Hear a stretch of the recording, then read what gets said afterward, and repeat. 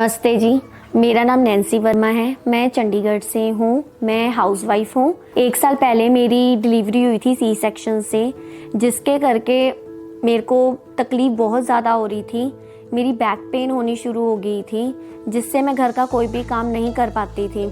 क्योंकि मेरी फैमिली में सिर्फ मेरी एक बेटी और मेरा हस्बैंड है। बेटी मेरी काफ़ी छोटी है, जो मेरी कभी हेल्प नहीं करवा पाती थी। इसलिए मुझे थोड़ी प्रॉब्लम ज़्यादा तब लगने लगी थी, जिसके करके मैं घर का कोई भी काम नहीं कर पाती थी। खाना बनाना या घर की साफ़ सफाई लगा लो, कुछ भी नहीं। क्योंकि मैं अपनी उस तकलीफ़ से अपनी बेटी को भी नहीं उठा पाती थी, ना मुझसे पौड़ियाँ चढ़ी जाती थी ज़्यादा। क्योंकि आपको पता ही है, जो घर की औरतें होती हैं उनको घर का काम तो करना ही पड़ता है, जिसके करके मतलब मुझे बहुत ही ज़्यादा पेन होने लगी थी। मैं ज़्यादा झुक भी नहीं पाती थी। जैसे मैं अब बैठी हुई हूँ, मैं ऐसे तो बिल्कुल भी नहीं बैठ पाती थी। हमेशा मैं बेड पे लेटी ही रहती थी। मेरे ससुराल वालों को लगता था शायद मैं बहाने लगाती हूँ ना काम करने के लिए। मैं अकेली रोती भी थी कि काश मेरी यहाँ पे कोई हेल्प कर पाता। मैं अपने हस्बैंड से मैंने ये बातें डिस्कशन की भी, मेरे घर पे ना मम्मी हेल्प करती है ना जेठानी मेरी हेल्प करती है, तो आप प्लीज़ कुछ करो। तो वो मुझे किसी डॉक्टर के पास लेके गए, जिन्होंने मुझे 10 दिन की दवाई दी, पर मुझे वो दवाई खा के भी बिल्कुल भी आराम नहीं आया। फिर वो मुझे किसी और डॉक्टर के पास लेके गई, उनसे भी मैंने कुछ दिन की दवाई ली।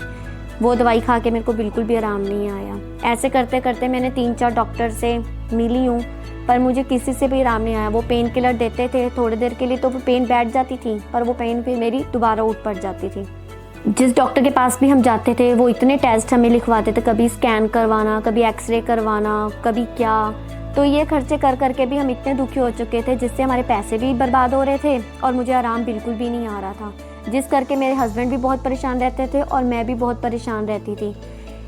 वो चाहते थे कि मेरी वाइफ उठे और काम वगैरह करे, जो मुझसे नहीं हो पा रहा था बिल्कुल भी। कई बार ऐसा होता था कि खाना भी नहीं हम बना पाते थे। खाना भी मेरा मोस्टली बाहर से ही आता था। इस उम्र में मुझे ऐसे लगता था जैसे पता नहीं मैं कितनी उम्र की हो चुकी हूँ। जब मैंने अपने हस्बैंड को बताया डॉक्टर शारदा आयुर्वेदिक के बारे में, तो वो मुझे उस डॉक्टर के पास लेके गए। जब मैं उस डॉक्टर के पास गई तो मैंने देखा वहाँ पे काफ़ी भीड़ थी, काफ़ी पेशेंट थी। 1-1.5 घंटे बाद जब हमारी बारी आई, तो मैं उन डॉक्टर से मिली, उनको मैंने अपनी प्रॉब्लम्स बताई। तो उन्होंने सबसे पहले मेरे टेस्ट करवाए, मेरे स्कैन करवाए, ब्लड टेस्ट किया। जब वो रिपोर्टें आई, तो उन रिपोर्टों के मुताबिक उन्होंने मुझे दवाइयाँ दी और फ्रूट्स खाने हैं, जूस पीना है और डेली तुमने योगा करना है, जिससे तुम्हें काफ़ी रिलीफ मिलेगा। तो आप यकीन नहीं मानोगे कि जब उन्होंने मुझे दवाइयाँ दी, दवाइयाँ लेके मैंने खानी शुरू की, रोज़ डेली योगा भी किया और फ्रूट्स भी खाया, तो मुझे उनकी दवाइयों से हौली हौली करके आराम भी आता गया। तो ऐसे करके मैंने 3 महीने की दवाई ली उनसे। उन्होंने 3 महीने की दवाई लेके आज मैं बहुत अच्छी हूँ, अपनी बेटी भी उठा पाती हूँ और घर का काम सारा कर लेती हूँ, जिससे मेरे हस्बैंड भी खुश रहते हैं कि अब मेरी वाइफ बिल्कुल अच्छी है, चल रही है, खाना भी बना रही है और घर का काम भी सारा कर रही है। डॉक्टर शारदा आयुर्वेदिक से मैंने टोटल 4 महीने की दवाई खाई है, जिससे मुझे बहुत ही अच्छा फील हो रहा है। अपना शरीर भी मुझे हल्का लग रहा है, मैं झुक भी पाती हूँ, आराम से सारा काम भी कर पाती हूँ, अपनी बेटी को भी उठा पाती हूँ और अपनी बड़ी बेटी के साथ खेल भी पाती हूँ, जिससे मैं और मेरे हस्बैंड काफ़ी खुश हैं।